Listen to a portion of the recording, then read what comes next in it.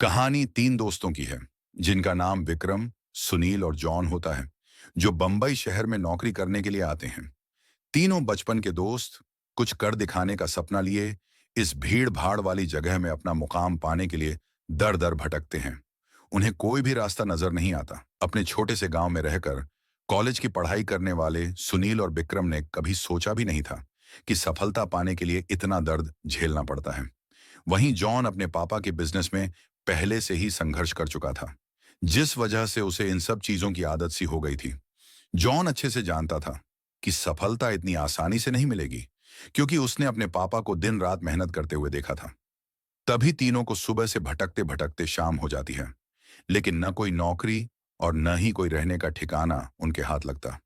तीनों मायूस होकर एक छोटे से होटल में खाना खाते हैं। दरअसल उनके पास कोई खास पैसे भी नहीं होते। वह तो सिर्फ अपनी एक दो दिन की व्यवस्था बनाकर निकले थे।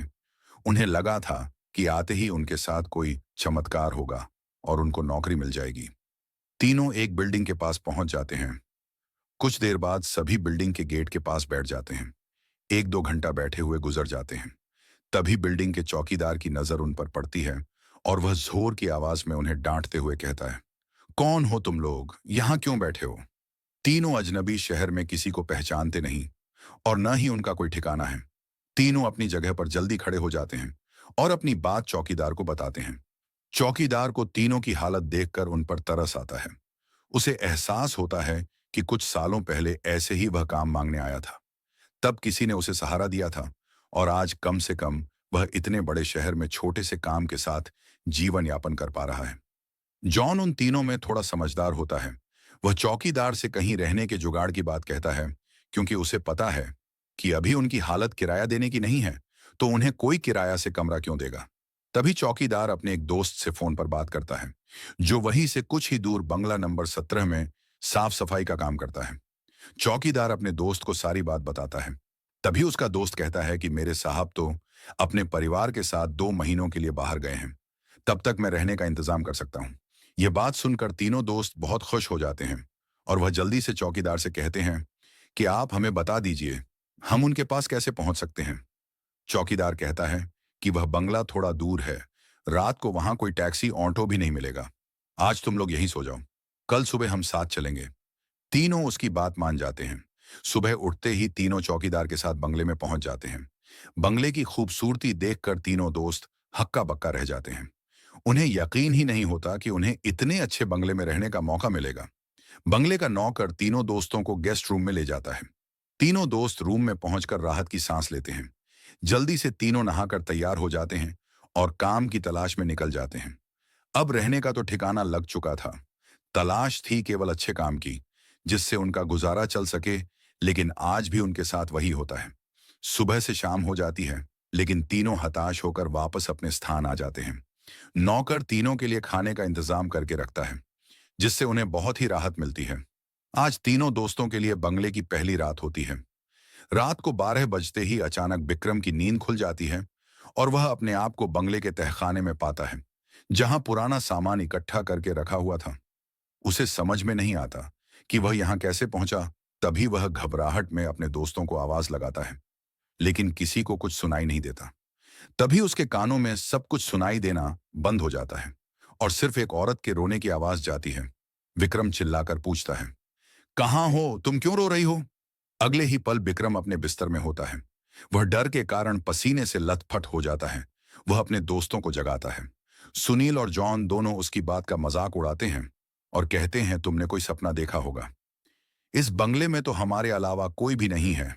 और विक्रम भी अपने दोस्तों की बात का यकीन करके इस घटना को बुरा सपना समझकर नजरअंदाज करके सो जाता है। सुबह उठते ही तीनों दोस्त फिर से तैयार होकर काम ढूंढने निकल पड़ते हैं। लेकिन जैसे ही वह बंगले के गेट से बाहर निकलते हैं, अचानक कोई औरत आकर विक्रम को चिट्ठी देती है, जिसमें लिखा होता है, तुम इस पते पर जाओ तो काम मिल जाएगा। और औरत अचानक भागते हुए उनकी नजरों से ओझल हो जाती है। तीनों दोस्त की सोच में पड़ जाते हैं कि हमें काम की जरूरत है। यह इस औरत को कैसे पता, लेकिन तीनों को काम की बहुत जरूरत होती है। उन्हें लगता है कि भगवान ने उनकी मदद करने के लिए किसी को भेजा होगा और तीनों उसी दिशा में आगे निकल जाते हैं, जहां का पता उस कागज में लिखा होता है। यहां पहुंचते ही उन्हें एक बहुत ही बड़ी बिल्डिंग दिखाई देती है। दरअसल ये बहुत बड़ी कंपनी होती है और तीनों कंपनी के गेट पर पहुंचते हैं और वहां के सिक्योरिटी गार्ड को चिट्ठी दिखाते हैं।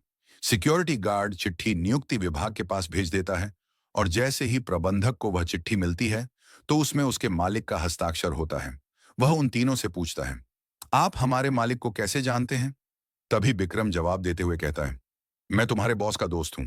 अब प्रबंधक के पास इनको काम न देने के अलावा कोई विकल्प नहीं होता। इस कंपनी के मालिक का हस्ताक्षर जो उस चिट्ठी पर मौजूद था। कंपनी के मालिक 7 दिनों की ट्रिप पर विदेशी कंपनियों के दौरे में थे और उस बीच उनसे कोई संपर्क नहीं था। इसलिए प्रबंधक ने उन तीनों को काम पर रख लिया और अपने साथ उन्हें काम की जगह दिखाने ले गया। लेकिन विक्रम अचानक ही दूसरे रास्ते की तरफ मुड़ जाता है और वह सीधे बॉस के चैम्बर के सामने पहुंचता है और दरवाजे के ताले को पासवर्ड से खोल देता है। कंपनी का प्रबंधक यह देख करके आश्चर्यचकित रह जाता है।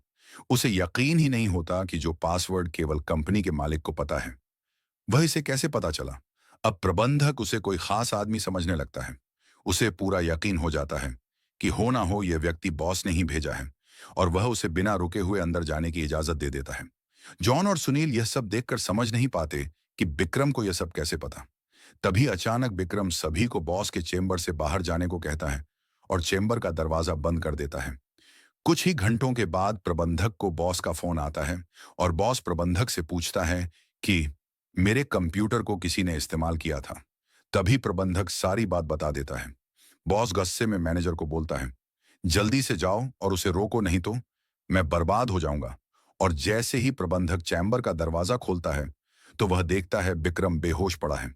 प्रबंधक अपने सुरक्षा कर्मियों से उसे उठाने को कहता है और कुर्सी पर वापस बैठाता है।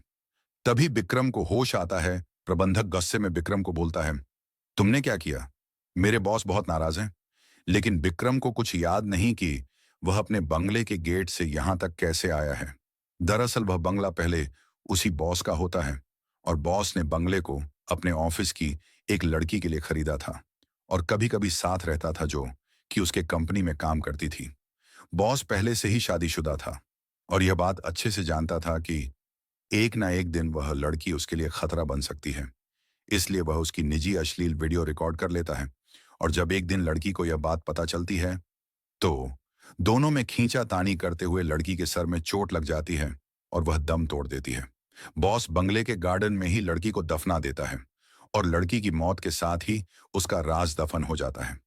लेकिन जब उस बंगले में तीनों दोस्त हमें आते हैं तो विक्रम गार्डन में घूमते घूमते उस जगह पर अपना पैर रख देता है जहां उस लड़की को दफनाया गया था।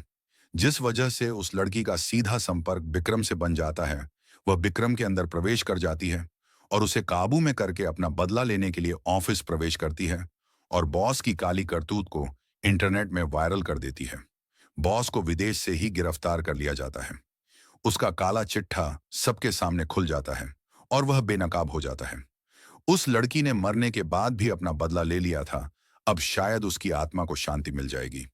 तीनों दोस्त उस बंगले को बुरा सपना समझकर भूल जाते हैं और इस दर्दनाक भूतिया कहानी का अंत हो जाता है।